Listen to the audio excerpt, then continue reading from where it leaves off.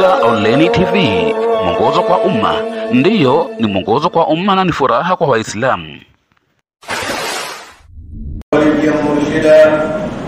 وأشهد أن لا إله إلا الله وحده لا شريك له وأشهد أن سيدنا محمدا عبده ورسوله أرسله بالهدى ودين الحق ليظهره على الدين كله ولو كره الكافرون وكفى بالله شهيدا ولو كره المشركون. أما بعد، قال الله تعالى وهو أصدق القائلين أعلم بالله من الشيطان الرجيم: واتقوا يوما ترجعون فيه إلى الله ثم توفى كل نفس بما كسبت وهم لا يظلمون.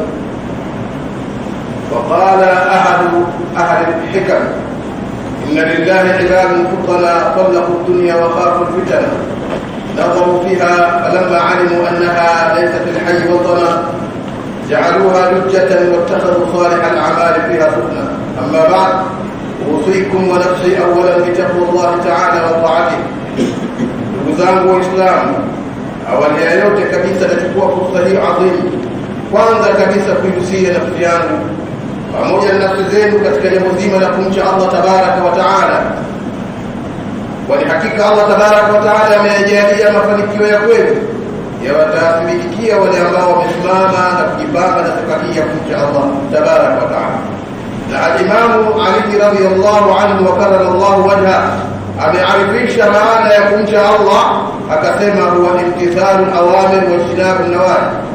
Maana ya kumcha Allah tabaraka wa taala ni kujitahidi kutekeleza maamrisho ya Mwenyezi Mungu na kujiepusha na makatazo yake. Ukisimama katika msingi huu, basi wewe umejipamba na safari njema ya kumcha Mungu. Kwa hiyo kila mmoja wetu ana wajibu wa kujipamba na safari tukufu. Uislamu, baada ya jambo zima la kuhusiana kumcha Allah tabaraka wa taala, nimeanza hutuba hii adhim katika majlisi hii adhim na maneno yake Mwenyezi Mungu Subhanahu wa Ta'ala anayosema: "A'udhu billahi minash shaitani rajim, wattaqu yawman turja'una fihi ila Allah thumma tuwaffa kullu nafsin bima kasabat wa hum la yuzlamun." Allah tabaraka wa Ta'ala anasema, iogopeni siku ambayo mtarejeshwa katika siku hiyo kwa Mwenyezi Mungu Subhanahu wa Ta'ala, kisha italipwa kila nafsi kile ambacho imekichuma na hapatotokea dhulma, hatodhulumiwa. Nafsi hizo hatodhulumiwa. Ndugu Islam, aya hii ala arjah al-aqwali ni aya mwisho ya Qur'ani tukufu. Zipo kauli zinaeleza kwamba aya iliyo katika sura Al-Maida inayosema al-yawma akmaltu lakum dinakum wa atmamtu alaykum ni'mati, hiyo aya mwisho. Lakini ala arjah al-aqwal, hii ndio ya mwisho kwa maana ya mwisho. Na kwa nini Allah tabaraka wa taala anayasema maneno haya mazito yenye mazingatio? Turejeshe jambo hili katika sisi binadamu viumbe. Mzee, kaka katika familia, mjomba, anapofikia pahala anahofia kwamba maisha yake yanakatika, huwaita wale watu wake wa karibu na akawaambia maneno ya mwisho, na yanakuwa ni muktada yenye kuzingatiwa sana. Kwa fulani, bado ndugu zenu wadogo, fulani fanyeni hivi na hivi. Kwa maana mzee anaamini kwamba anawaambia maneno ambayo yakitekelezwa na kusimamiwa, basi yataweza kuyafanya kila pahala, kila kitu kitakaa pahala pake. Sasa Allah tabaraka wa taala aya hii ya mwisho anasema, iogopeni siku ambayo mtarejeshwa kwa Mwenyezi Mungu, kisha italipwa kila nafsi kile kilichochuma na wala hamtodhulumiwa, hapatodhulumiwa. Na mwisho wa kurejea kwa Mwenyezi Mungu hapa mkusikie kampelekea kwa siku ya kiyama. La, kurejea kwa Mwenyezi Mungu Subhanahu wa Ta'ala kwa mwanzo ni pale ambapo mtu itatolewa roho yake. Wattaqu yawman turja'una fihi ila Allah. Yoyote miongoni mwetu ambaye utahitimishwa umri wake, basi ndio ameanza kurejea kwa Mwenyezi Mungu Subhanahu wa Ta'ala. Kwa maana ataanza kuona matokeo ya matendo yake. Allah akatahadharisha na akatunasihi kwamba tuiogope siku hiyo, kwa sababu amali zitakuwa zimefungwa, itakachobakia ni matokeo ya amali zilizochumwa na mja huyu, na Allah hatomdhulumu nafsi yoyote. Ndugu zangu, tunaeleza haya kwa sababu tukiwa katika jambo ambalo liko mbele yetu, na tuna kila sababu kama viongozi wa dini kulizungumza jambo hili, jambo la uchaguzi mkuu. Na tutalizungumza jambo hili kwa kutoa nasaha kwa Waislamu, kwa sababu tunaamini kwamba membari hii si membari ya kisiasa, si membari ya kuzungumza sera za baadhi ya vyama na misimamo yao na kushajiisha Waislamu kwamba labda waunge mkono upande fulani wa kisiasa. La, hayo yana maeneo yake na bila shaka yameshafanyika na yanaendelea. Lakini kama Waislamu tuna kila nasaha, kila sababu, kwanza hutuba ziwe zinaendana na matukio alhawadi. Haiwezekani kwamba kuna matukio muhimu katika jamii tukazungumza vitu vingine. Kwa hiyo tutalizungumza jambo hili katika kwanza kulitizama jambo lenyewe, lakini katika namna ya kupiana nasaha. Uislamu, siasa ni jambo lenye fitna kubwa sana, na yoyote miongoni mwetu atayathibitisha maneno haya ambaye amekusoma vizuri Uislamu na tarehe zake. Sisi Waislamu tukirejea katika tarehe, jambo lilotufikisha hapa tulipo leo kama Waislamu basi ni mivurugano ya kisiasa. Soma vizuri tarehe. Uislamu Mtume aliposimamisha pale Madina ikawa ni daula, ni mfumo uliotawala na una nguvu, ilikuwa ni kitu kimoja. Akatawala takriban miaka 10-11. Baadaye akaja Saidina Abubakar akautawala Uislamu kwa katika nidhamu moja, watu hawakuwa na mikwaruzano pamoja na ikhtilafu hapa na pale na utofauti wa kifikra. Sayyidina Uthman akatawala miaka 12. Tarehe inatuambia miaka 6 ya mwanzo mambo yalikuwa mazuri, Waislamu walikuwa ummatun wahida. Ilipoanza fikra za kisiasa miaka 6 ya mwisho utawala Sayyidina Uthman, hapo tupakaanza fitna kidogo. Hatimaye mifarakano ya kisiasa ikapelekea kuuawa kwa Sayyidina Uthman mwaka 35 Hijria. Akapinduliwa na mauaji ya kikatili kabisa.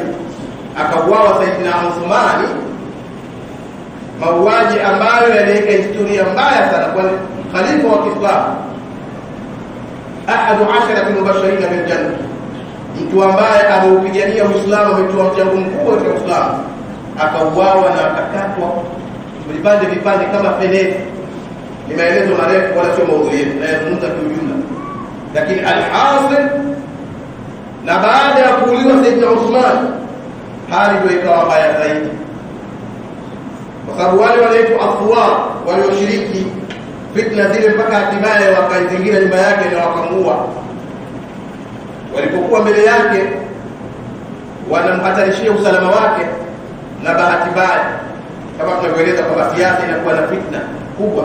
Mmoja aliyekuwa mbele yake kabisa ni mtoto wa Abubakar, anaitwa Muhammad bin Bakar. Akawa anamkamata ndugu zake Uthman, anamwambia wewe ndio unatufanyia hivi wewe? Mambo mawili, ima jinusuru, ima chukua hatua ya haraka kwa yale tunayotaka.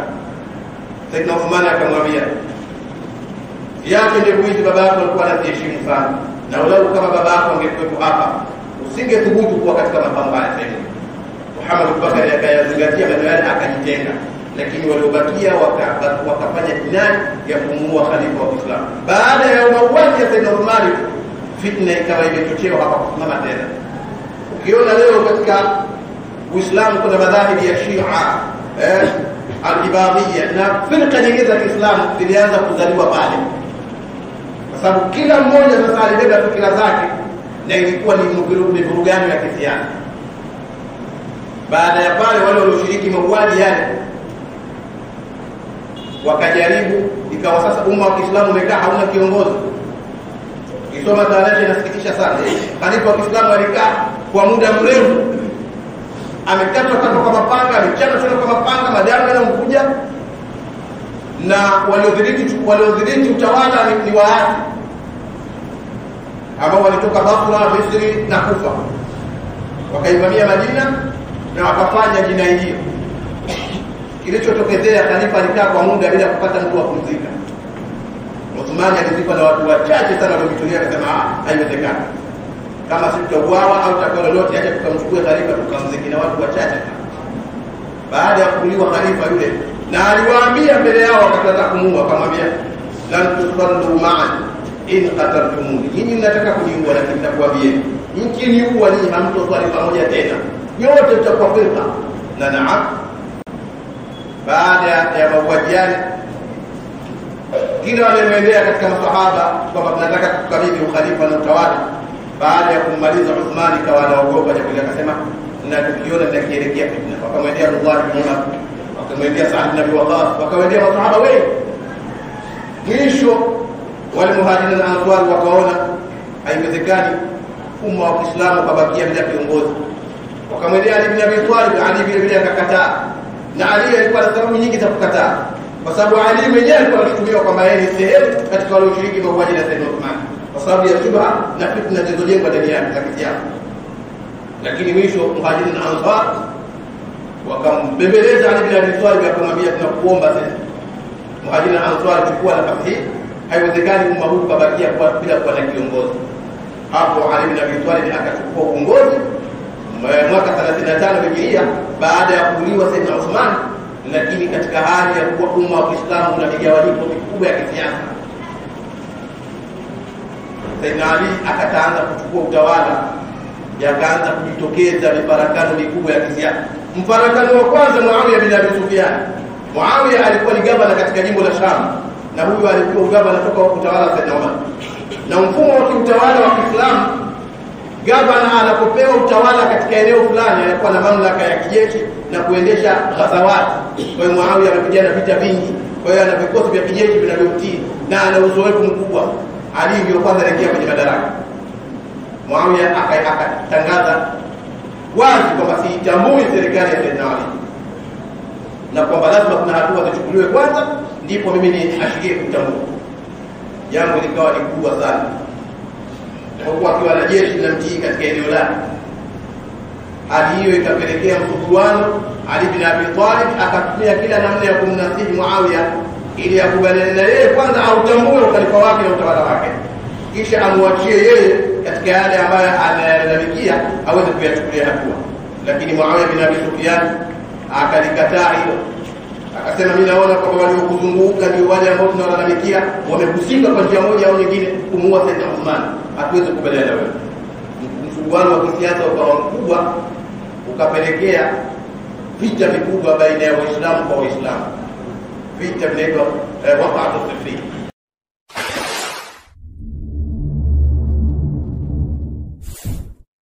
Allahu Rabbi wal Islamu dini.